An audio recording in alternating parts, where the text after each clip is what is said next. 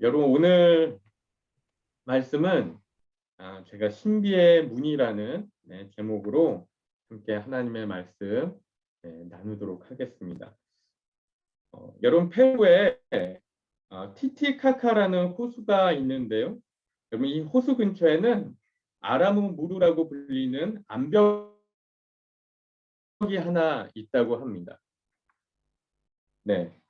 그런데 이 암벽에는 아주 특별한 별명이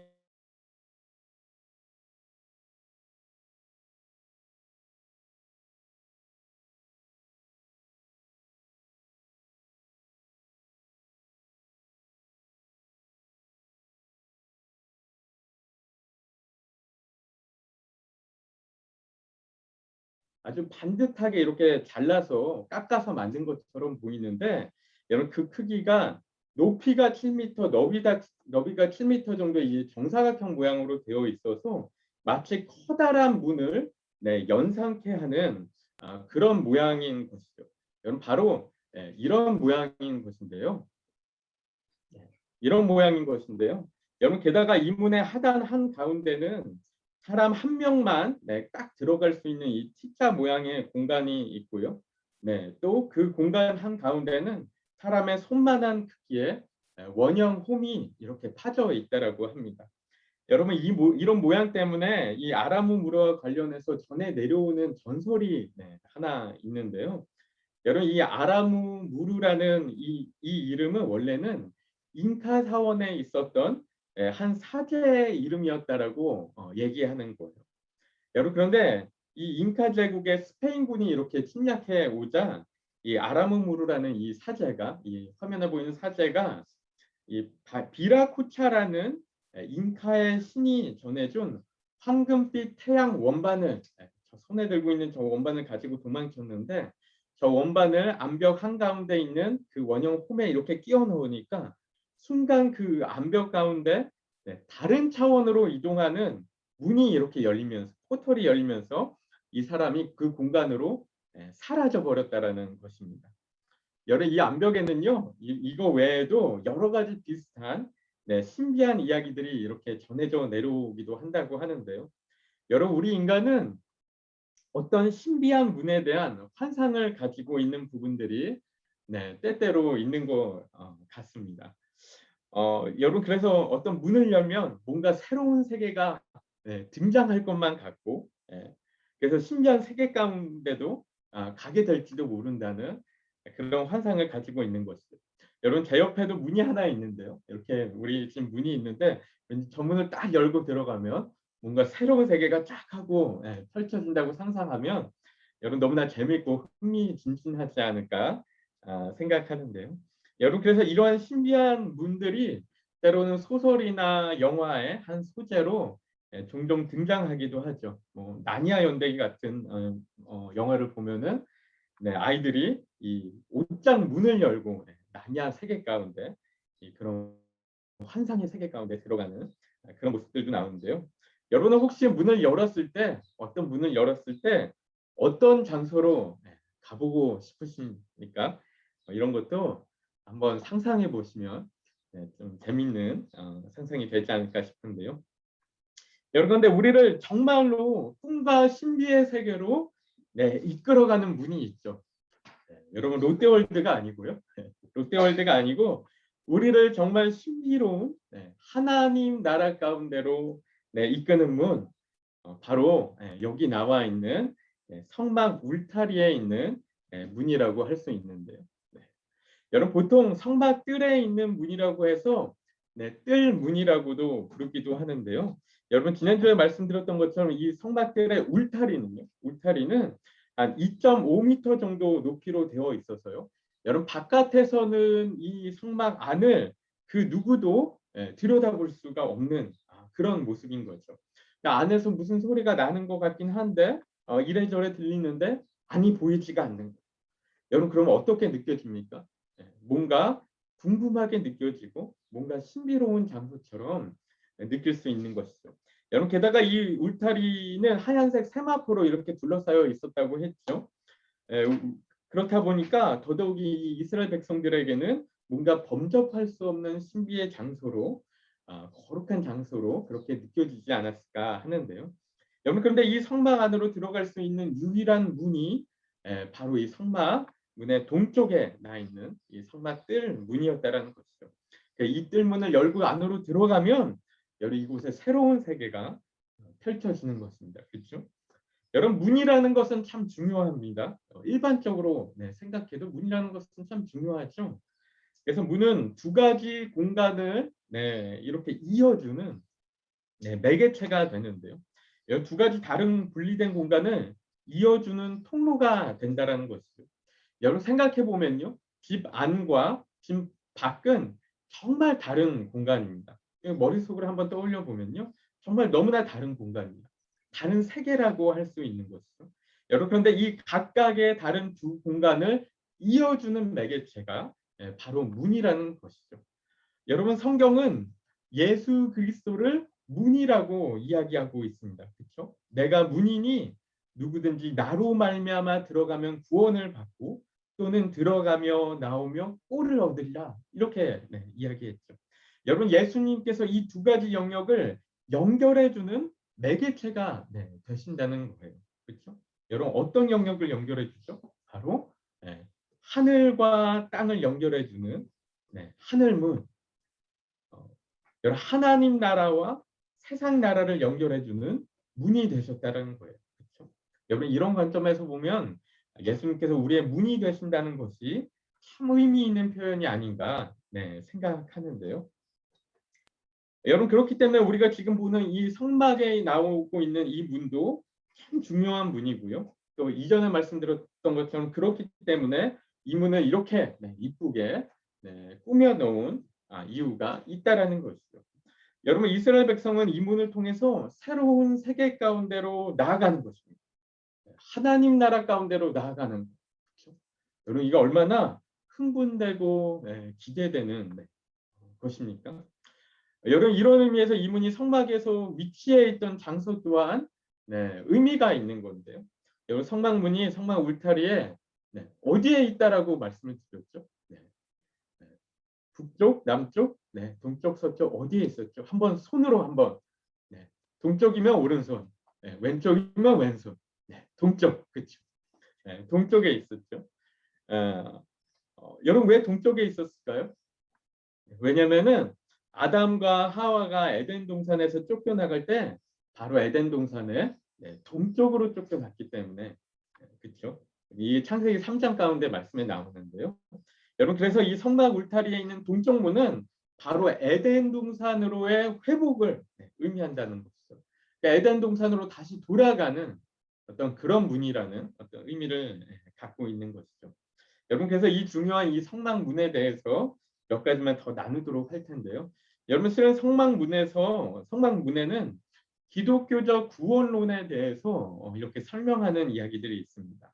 여러분 그런 것들이 어떤 거가 있냐면 첫 번째는 이 문은 단 하나밖에 없다. 그 말씀 드렸죠. 예전에도 한번 두 번 들었던 것 같은데요. 여러분 하나만 만들어야 할 이유가 없는데 사방으로 만들어놨으면 더 편했을 텐데 하나님께서는 굳이 성막 동쪽에 하나만을 말씀하신 거예요. 여러분 왜 그렇습니까? 바로 구원으로 이르는 길은 오직 한 길밖에 없다라는 것을 말씀하시는 거죠. 여러분 구원의 유일성이 구원의 유일성. 이 말씀 드렸었죠. 그러니까 요한복음 14장 6절 말씀 보면은 예수께서 이르시되 내가 곧 길이요 진리요 생명이니 나로 말미암지 않고는 아버지께로 올 자가 없느니라. 구원의 유일한 문이 되신다는 거예요. 그렇죠? 여러분 제가 추가적으로 좀 말씀드리면은 이 말씀을 영어로 보면은 어떻게 이야기하냐면요. I am the way, the truth and the life 이렇게 얘기해요. 여러분 이 the라는 단어가 영어에서 언제 붙습니까? 여러분 이 the라는 단어는 이미 언급되어서 우리가 알고 있는 대상을 이야기할 때 붙이거나 아니면 유일한 존재 혹은 분명하게 두드러지는 한 대상에 대해서 이야기할 때 여러분 이 더라는 단어를 붙인다는 거예요. 그래서 그 유일한 하나의 길, 유일한 진리, 유일한 생명을 이야기하고 있다는 것이죠. 그래서 사도행전 4장 12절에도 이렇게 이야기하는데 우리가 함께 한 목소리로 읽어볼까요? 시작. 다른 이로서는 구원을 받을 수 없나니 천하 사람 중에 구원을 받을 만한 다른 이름을 우리에게 주신 일이 없음이라 하였더라. 아멘. 여러분, 그래서 예수님께서 우리의 유일한 문이 되신다는 것이죠. 유일한 생명의 문, 유일한 구원의 문이 되신다라는 것입니다. 여러분, 그런데 두 번째로 말씀드릴 것은, 여러분, 이 성막문이 단 하나밖에 없는 문이었지만 여러분, 실은 이 문은 상당히 넓은 큰 문이었다라는 것이죠. 여러분, 성막 울타리의 사이즈가요, 동쪽과 서쪽은 각각 50규빗씩으로 이렇게 되어 있었는데요. 근데 이 50규빗 되는 울타리에서 이 문이 차지하는 면적은 총 20규빗이나 되었었다고 합니다. 여러분, 대략 25m 정도에서 약 10m 정도가 거의 반에 이르는 크기가 전부 문으로 이루어져 있었다는 것이죠. 여러분, 혹시 10m 되는 문 보신 적 있으십니까? 여러분, 제가 궁금해서 인터넷에 한번 검색해 보니까요. 벨기에에 있는 한 건물의 문이 있는데 이 건물 높이가 한 6m 정도 되는 유리문이 있었습니다. 근데 이제 그 너비는 잘 안 나와 있는데 대략 이제 사진으로 보니까 너비는 어림잡아 한 5m 정도 되지 않나 싶었는데 지금 세상에서 가장 큰 문이 너비가 한 5m 정도 되는 문이라는 것이죠. 여러분, 이 문보다 더 넓은 문, 한 두 배 정도 되는 문이 성막 문이었다라는 것이죠. 여러분, 문이 이렇게 큰 데는 신학적인 의미도 있고 또한 기능적인 목적도 있는데요. 여러분, 신학적인 의미는 뭐냐면은 여러분, 이 문은 누구나 다 들어올 수 있는 그런 넓은 구원의 문이라는 것이죠. 여러분, 이 구원의 문이 여러분, 우리가 때로는 오해하는 부분들이요. 여기 예수님께서 마태복음 7장 13절 말씀 보면은 좁은 문으로 들어가라 이런 말씀하셨거든요. 그래서 멸망으로 인도하는 문은 넓다 이런 말씀하셨거든요. 그래서 실은 설명이 좀 필요하겠지만 여러분, 그렇다 보니까 때로는 우리가 오해할 때가 우리가 구원을 얻는 것이 정말 너무 어려운 것처럼 너무 힘든 것처럼 이렇게 이야기하기도 하는데 여러분, 실은 구원은 방법적인 측면에서는 좁지만 정말 좁지만 여러분, 왜냐하면 예수님 한 분밖에 없기 때문에 너무나 좁은 거지만 그런데 그 대상에 있어서는 정말로 넓은 거라는 거죠. 여러분, 그래서 산 정상으로 가는 길이 모든 길이 다 정상으로 이끄는 것은 절대로 아니고 그 길은 오직 유일하신 한 길밖에 없지만요. 하지만 그 길은 누구나 다 함께 갈 수 있는 그런 길, 정말 넓어서 많은 사람들이 함께 걸어갈 수 있는 길이 바로 구원의 길이라는 것입니다. 여러분, 그래서 아까 읽은 요한복음 10장 말씀 보면 뭐라고 했죠? 내가 문이니 누구든지 나로 말미암아 들어가면 구원을 받고 그래요. 여러분, 이것이 성경의 구원론이라는 것이죠. 성경의 구원. 여러분, 비슷한 말들이 실은 성경 여기저기서 좀 많이 나옵니다. 로마서 10장 13절도 보면요. 누구든지 주의 이름을 부르는 자는 구원을 받으리라. 누구든지라고 그래요. 그렇죠? 여기 요한계시록에도 나오는데요. 3장 20절 말씀 보면은 볼지어다 내가 문 밖에 서서 두드리노니 누구든지 내 음성을 듣고 문을 열면 내가 그에게로 들어가 그와 더불어 먹고 그는 나와 더불어 먹으리라. 이렇게 또 이야기하고 있죠. 여러분, 이런 말이 신약에만 존재할까요? 보면 구약에도 있어요. 여러분, 이사야서 55장 1절 말씀 보면 오라 너희 목마른 자들아 물로 나오라. 돈 없는 자도 오라. 너희는 와서 사 먹되 돈 없이 값없이 와서 포도주와 젖을 사라. 이렇게 얘기해요. 여러분, 이게 어떤 이야기죠? 그 누구나 다 들어올 수 있다는 거예요. 돈이 있고 없고가 문제가 안 된다는 거죠. 그 자격의 문제가 아니라는 것이죠. 그래서 그 누구나 원하면은 누구나 들어와서 이 생명의 물을 마실 수 있다. 이런 이야기 하는 것이죠. 여러분, 실은 구원을 얻는 것이 어렵다라고 이야기하는 것은 여러분, 실은 다른 종교들에서 하는 이야기입니다. 구원을 받으려면 어떻게 해야 됩니까? 다른 종교들은 고행을 해야 되고 참선을 해야 되고 수많은 선한 일로 덕을 쌓아 나가야 되고 또 명상을 하면서 득도를 해야지만 구원에 이를 수 있다. 이런 이야기를 하는데요. 그런데 기독교의 구원의 길은 다른 이야기를 하는 것이죠. 넓습니다. 여러분, 혹시 오해하실까 봐 좀 조심스러운 부분들도 있는데 여러분 잘 이해해서 들어주시면 되겠고요. 문제는 우리가 그 길을 선택할 것인가 우리가 예수 그리스도의 문으로 들어갈 것인가? 여러분 거기에 문제가 있는 것이죠. 실은 너무나 많은 사람들이 여러분 그 길을 선택하지 않는다는 것이죠. 그 문을 택하지 않는 거예요. 그리스도인들마저도 때로는 우리가 그 길을 택하지 않는 경우들이 많다는 것이죠. 여러분 이런 의미에서는 구원의 문이 또한 좁다라고 이야기할 수도 있는데요. 여러분 우리가 이런 부분들을 생각할 때 우리가 믿는 예수님이 어떤 분이신지를 우리가 좀 생각해 볼 수 있을 것 같아요. 여러분 예수님은 진리에 대해서는 너무나 확고하게 말씀하시고 확고하게 고수하시는 분이신데요. 여러분 그 진리를 절대로 타협하시지 않는 그런 분이신데 하지만 여러분 우리에게 있어서 우리 하나님의 자녀들에게 있어서 넓은 가슴으로 이렇게 포용하시는 분이시라는 것을 우리가 또 기억할 수 있을 것 같습니다. 여러분 세 번째로는 이 문에는요. 이렇게 예수 그리스도를 상징하는 부분들이 너무나 또렷하게 새겨져 있는 부분들이 있는데요.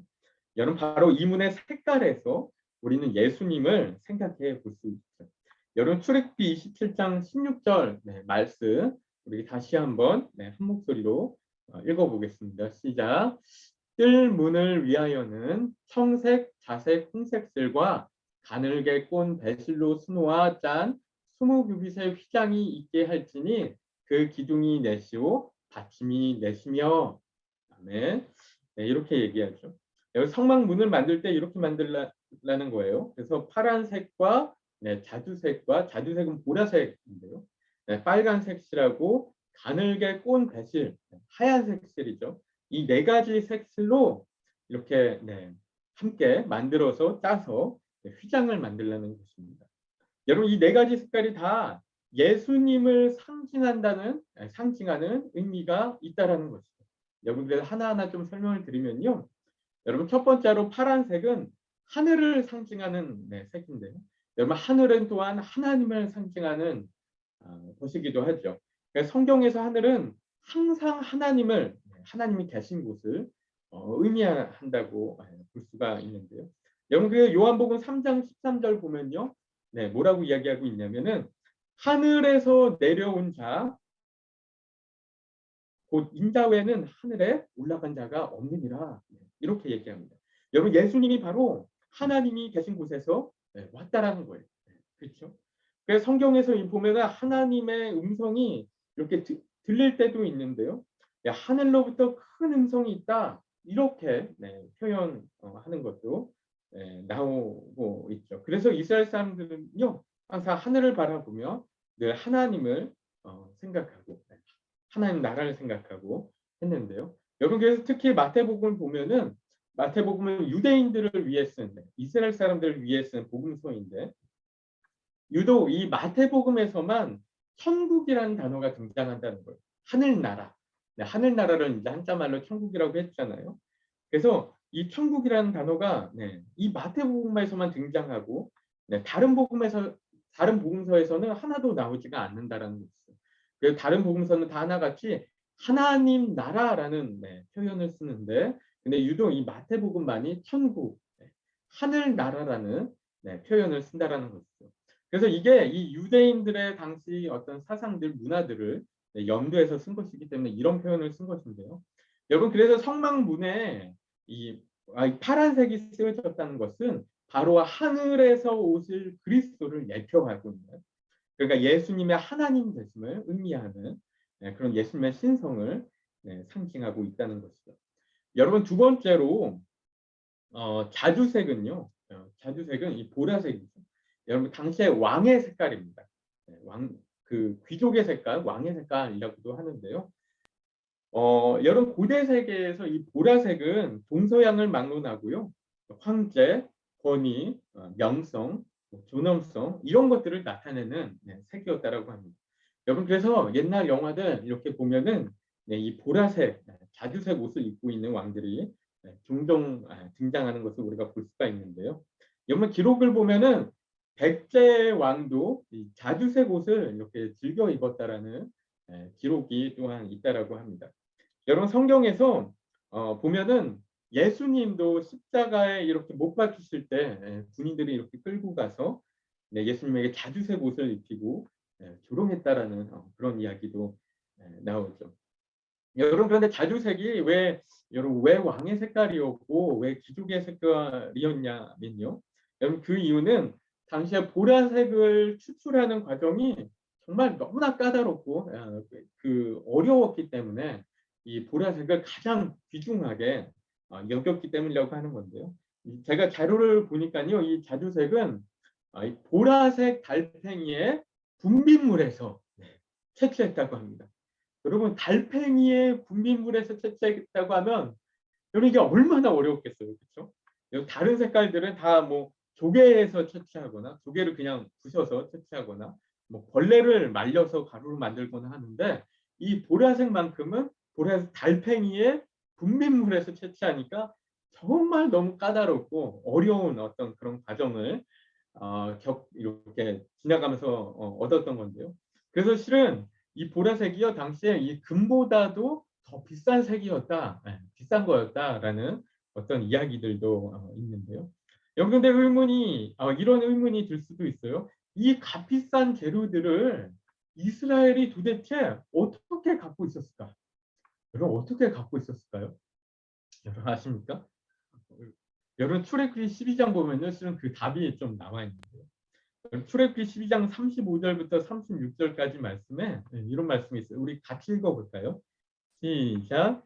이스라엘 자손이 모세의 말대로 하여 애굽 사람에게 은금 패물과 의복을 구하매 여호와께서 애굽 사람들에게 이스라엘 백성에게 은혜를 입히게 하사 그들이 구하는 대로 주게 하심으로 그들이 애굽 사람의 물품을 취하였더라. 아멘. 여러분 그래서 하나님이 명령하셔서 이스라엘 사람들이 애굽 사람에게 다 구해서 다 갖고 나왔다라는 거예요. 그렇죠? 본인들이 가지고 있었던 것이 아니고 애굽 사람들에게 구해서 얻은 그런 것들이었다는 것이죠. 이런 것들을 생각하면 좀 놀라운 부분들이 있지 않습니까? 하나님에게는 다 계획이 있었구나. 이런 생각들 할 수 있는 것이죠. 여러분 세 번째로 빨간색은요. 빨간색은 피를 상징하는 색깔이기 때문에 예수님의 십자가의 보혈을 상징하는 색이라고 할 수 있는데요. 여러분 빨간색에 대해서 제가 찾아보니까요. 어디에 한 군데 이런 설명이 있었어요. 여러분 빨간색은 이 피와 결부되어서 폭력과 잔인의 상징으로 쓰였는데요. 여러분 그 반면에 마찬가지로 피나 심장과 결부되어서 생명을 상징하고 또 열정을 상징하고 또한 사랑을 상징하는 색으로 쓰인다는 것이죠. 이런 설명 읽으니까 이렇게 떠올려지는 부분들이 있었어요. 그렇죠? 예수님의 십자가 보혈, 희생, 피 흘리심 이렇게 생각이 들면서 또한 우리를 향한 그 사랑, 우리를 향한 열정 이런 어떤 부분들도 우리가 떠올릴 수 있지 않을까 생각하는데요. 여러분 마지막으로 네 번째로 하얀색은요. 이 순결함과 거룩함, 또 의로움과 정결함을 상징하는 색인데요. 여러분 지난 설교에서도 이 세마포 말씀드릴 때 함께 설명드렸었는데 여러분 세마포가 가늘게 꼰 배슬과 이 동일한 직물인데요. 여기 요한계시록 19장 8절에 이런 이야기 있었다고 말씀드렸죠. 그에게 빛나고 깨끗한 세마포를 입도록 허락하셨으니 이 세마포 옷은 성도들의 옳은 행실로다. 이렇게 얘기했어요. 옳은 행실, 바로 정결함과 거룩함, 의로움 이야기한다라는 것이죠. 여러분 그런데 여기서 성도들이 자신들의 옳은 행실을 통해서 세마포 옷을 입은 게 아니에요. 그렇죠? 여러분 우리가 옳게 행동해서 하나님 나라로 가는 것이 아니고 그리스도란 옷을 입어서 그렇죠? 그래서 이제 옳다라고 칭함을 받는 의롭다고 칭함을 받는 그러니까 우리가 믿음으로 입게 된 이 그리스도란 옷이 바로 정결함을 상징하는 세마포 옷이라고 할 수 있는 것이죠. 여러분 그런데 세마포는 또한 어떤 것을 상징한다고 말씀드렸습니까? 기억하십니까? 바로 예수님의 인성을 상징한다고 말씀드렸죠. 여러분 예수님께서 십자가로 돌아가셨을 때 하얀색 세마포에 이게 쌓여졌다라고 말씀드렸는데요. 여러분 그래서 예수님은 이 땅 가운데서 유일하게 죄가 전혀 없으셨던 인간이었다는 것이죠. 그래서 히브리서 4장 15절 말씀 후반부 보니까 이렇게 얘기하죠. 모든 일에 우리와 똑같이 시험을 받으신 이로되 죄는 없으시니라. 그래서 예수님을 두 번째 아담이라고도 부르는 것이죠. 온전한 인간의 모습으로 오셨는데 근데 죄가 없다라는 거예요. 전혀 죄가 없으신, 그렇기 때문에 우리를 위해서, 우리의 죄를 위해서 제물이 되실 수 있는 유일하신 완전한 인간이라는 것이죠. 여러분, 그래서 정리해 보면은 여러분, 예수님이 어떤 분이신지가 이 문에 다 이렇게 함축적으로 들어있는 것 같죠. 그래서 하나님이시면서 또한 동시에 완전하신 인간이신 예수님이 우리 죄를 위해서 십자가의 보혈을 흘리신, 그래서 또한 우리의 진정한 왕이 되시는 어떤 이런 부분들이 이분의 색깔에 모두 그대로 다 담겨 있는 그런 놀라운 문이라고 우리가 생각할 수 있는데요. 여러분, 그런데 실은 우리가 이스라엘 백성들이 이 지성소까지, 가장 안에 있었던 지성소까지 들어가기까지는 이 세 개의 문을 지나야 된다고 말씀드렸는데요. 그 울타리에 있었던 문, 또 성소로 들어가는 문, 또 지성소로 들어가는 문, 이렇게 세 개의 문이 있는데 실은 이 세 개의 문이 다 거의 비슷하게 만들어져 있었죠. 여러분, 그렇다면 우리가 또 생각해 볼 수 있는 부분이요. 여러분, 우리는 예수 그리스도란 문을 지나서 하나님의 성막에 들어가지만 또 구원을 받는 거지만, 또한 우리가 더 거룩한 모습으로 하나님과의 친밀한 그 관계 가운데 들어가는 것도 다 예수 그리스도의 믿음으로 계속해서 들어간다라는 것이죠. 그 문을 통해서. 여러분, 그러니까 우리는 구원을 받는 것도 예수님을 통해서 받고, 또한 우리가 성화를 이루어가는 것도 예수님을 통해서고, 또한 우리가 마지막에 가장 거룩한 지성소까지 들어가는 것도 결국은 모두 다 예수님을 통해서 들어간다는 것입니다. 여러분, 그러니까 로마서 1장 17절에 그런 말씀 있잖아요. 복음에는 하나님의 의가 나타나서 믿음으로 믿음에 이르게 하나니 오직 의인은 믿음으로 말미암아 살리라 함과 같으니라. 이런 말씀. 여러분, 우리의 신앙의 처음부터 마지막까지 모든 것이 다 믿음으로 연결돼서 이어져 간다는 것이죠.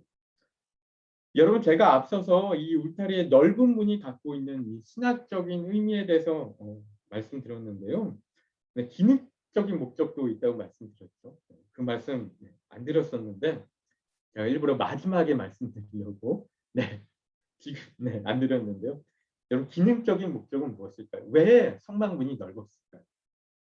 왜 넓었을까요? 여러분, 왜 성막문이 이렇게 넓게 만들었냐면요. 성막문을 통해 들어갈 때 실은 사람 혼자 들어가는 것이 아니었기 때문에 그렇습니다. 사람 혼자 안 들어가죠. 뭐가 함께 들어갈까요? 뭐가 들어갈까요? 다음에는 이렇게 종이에 이렇게 적어서 이렇게 보여주기, 이런 것도 해야 될 것 같아요. 뭐가 들어가요? 사람과 함께 제사드릴 제물이 같이 들어가는 것이죠. 그렇죠? 소가 들어가고 양이 들어가고 그런 것이죠. 여러분, 성막문은요 항상 혼자 들어갈 수 없는 것이었습니다. 제물을 갖고 들어가야 되는 것이었죠. 그래서 거기에 들어갈 때 항상 이 자신의 죄를 대신 죽어줄, 나의 죄를 위해서 대신 죽어줄 동물을 함께 데리고 들어갑니다. 내 죄를 짊어지고 내가 당해야 할 죽음을 대신 않고 처참한 죽음을 당하러 들어가는 동물. 각을 뜨잖아요. 그렇죠? 각을 떠서 이렇게 번제단에 올릴 동물이 함께 들어가는 것입니다. 제가 이런 생각 한번 해봤는데요. 소가 도살장으로 끌려 들어갈 때 운다고 하잖아요. 눈물 흘린다고 하잖아요. 그런데 우리 이 이스라엘 백성들 이렇게 소, 양, 염소 이런 거 데리고 들어갈 때 어떤 마음이었을까? 그런 생각도 좀 해봤는데요. 여러분, 우리가 들어가는 이 구원의 문도, 이 믿음의 문, 예수 그리스도의 문도 여러분, 우리가 그냥 들어가는 거 아닙니다. 여러분, 우리는 그 가운데 항상 우리의 제물 대신 예수님을 우리 마음 가운데 품고 들어간다는 것이죠. 여러분, 혹시 우리가 믿음으로 구원받는다는 거, 우리가 믿음으로 의롭게 된다는 거 혹시 너무 쉽게 생각하진 않으셨어요? 우리가 지성소로 들어간다는 거 쉽게 생각하지 않으셨습니까? 여러분, 그 가운데 우리가 그냥 들어가는 게 아니고요. 우리를 위해서 희생제물 대신 예수 그리스도를 끌고 들어가는 거예요. 여러분 어떤 마음으로 그 가운데 들어가셨었습니까? 한번 생각해 보시면 좋겠는데요. 여러분 이 구원에 이르는 이 예수 그리스도라는 문은 너무나 넓게 열려 있어요. 그래서 우리가 믿음으로 누구나 들어갈 수 있는 문이지만 그리고 그 가운데 우리가 별 생각 없이 들어가는 거 아니라는 것이죠. 그 가운데 별 생각 없이 그냥 좋다. 이거 편하네. 이러고 들어가는 게 아니라는 것이죠. 단순한 그런 감정으로 들어가는 문이 아니라는 거예요. 여러분 그래서 사도 바울이 이런 고백해요. 고린도후서 4장 10절 말씀 보면요. 우리가 함께 읽어보면 좋겠는데요. 시작. 우리가 항상 예수 죽인 것을 몸에 짊어짐은 예수의 생명도 우리 몸에 나타나게 하려 합니다. 아멘. 여러분 우리는 늘 예수님의 십자가의 희생을 우리 마음 가운데 품고 믿음 가운데 나가는 것이죠. 여러분 우리가 믿는 이 이신칭이라는 믿음으로 구원에 이른다는 이 믿음은 결코 가벼운 교리, 손쉬운 교리가 아니라는 것이죠.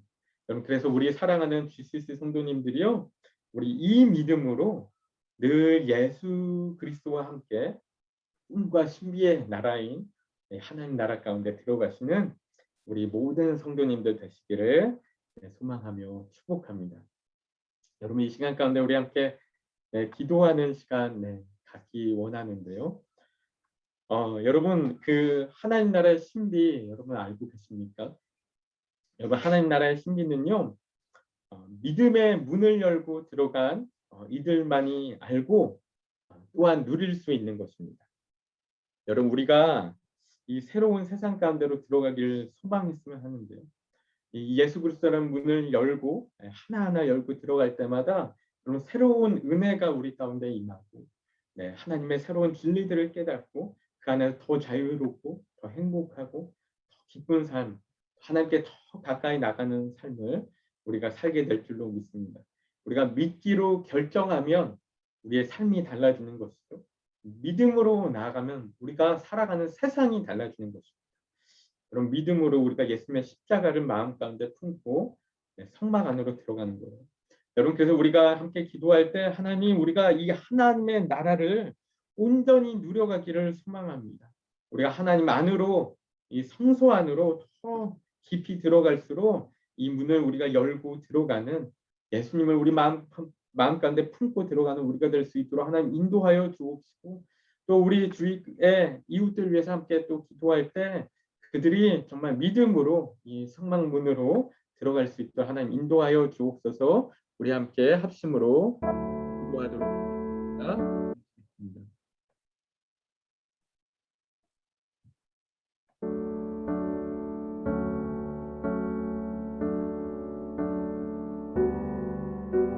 우리가 기도하며 나아갑니다. 하나님 우리가 하나님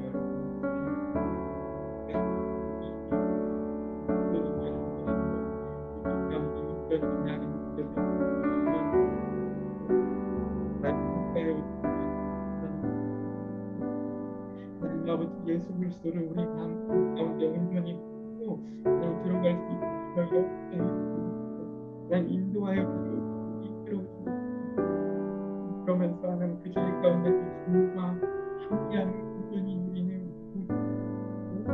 역사여 우리 안에 하나님 은혜로운 주님 내 마음을 이끌어 주시고 우리 나아갈 수 있도록 주님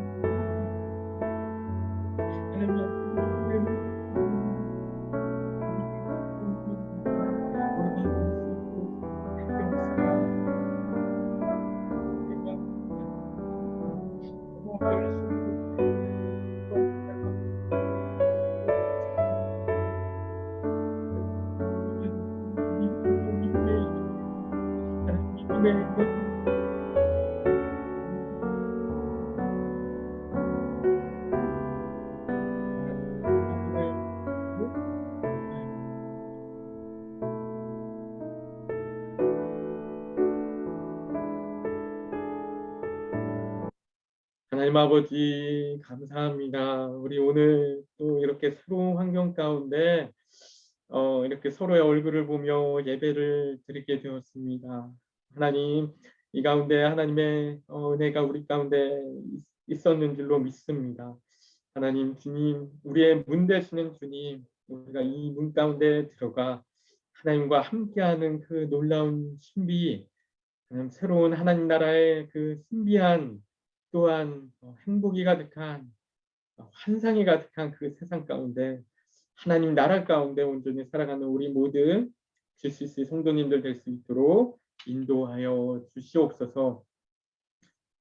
이제는 우리의 생명의 문 되시는 우리 주 예수 그리스도의 크신 은혜와 하나님 아버지의 극진하신 사랑하심과 성령님의 감화 감동 교통하심의 역사가 우리 삶 가운데 예수 그리스도의 문을 믿음으로 들어가며 하나님의 성소 안에서 생명의 꼴을 먹으며 구원을 얻고 놀라운 하나님의 신비를 누리며 살아나갈 지금 이 자리 가운데 모든 글렌필드 커뮤니티 교회 성도님들 머리 위에와 그 가정과 일터와 학업과 사역과 자녀들 가운데 이제로부터 영원까지 함께 하시기를 간절히 축원하옵나이다. 아멘.